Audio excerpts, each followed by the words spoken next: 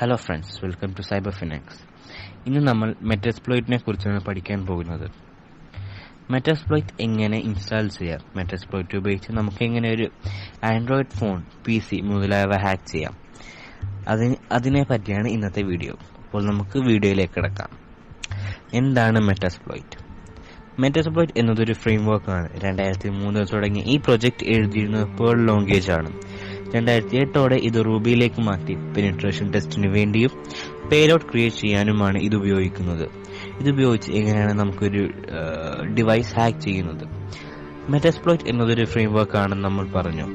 ഇതിൽ നമ്മൾ payload generate ചെയ്ത്, പേലോഡ് എന്നത് വൈറസ് ആണ്, അത് നമ്മൾ ആപ്ലിക്കേഷനായി വിക്ടിമിന് അയച്ചു കൊടുക്കുന്നു. അല്ലെങ്കിൽ ഈ പേലോഡ് വേറെ ഏതെങ്കിലും ആപ്ലിക്കേഷൻ, ഉദാഹരണം ഫേസ്ബുക്ക്, വാട്സാപ്പ്, ട്വിറ്റർ, ഇൻസ്റ്റാഗ്രാം, അങ്ങനെ പല ആപ്ലിക്കേഷൻ അല്ലെ അങ്ങനെയുള്ള ആപ്ലിക്കേഷനിൽ പേലോഡ് ഇൻജെക്ട് ചെയ്യുന്നു. അത് അവർക്ക് ഇൻസ്റ്റാൾ ആക്കാൻ കൊടുക്കുന്നു. അങ്ങനെ അവർ അത് ഇൻസ്റ്റാൾ ചെയ്യുമ്പോൾ അവരുടെ ഡേറ്റ നമുക്ക് കിട്ടും.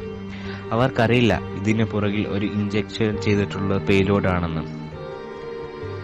ഇത് പല രീതിയിലും നമുക്ക് വിക്ടിമിന് അയച്ചു കൊടുക്കാം. ഫോർ എക്സാമ്പിൾ, നമുക്ക് ആപ്ലിക്കേഷനിൽ പേലോഡ് ഇൻജെക്ട് ചെയ്ത് അയച്ചു കൊടുക്കാം, ഇമേജിൽ ഇൻജെക്ട് ചെയ്ത് അയച്ചു കൊടുക്കാം, ലിങ്കിൽ ഇൻജെക്ട് ചെയ്യും. അവരറിയാതെ അവരുടെ ഡിവൈസിൽ നമുക്കിത് ഇൻസ്റ്റാൾ ആക്കാം. അങ്ങനെ നമ്മൾ അവരുടെ ഫോണിൽ അല്ലെങ്കിൽ PC കൺട്രോൾ ചെയ്യാം.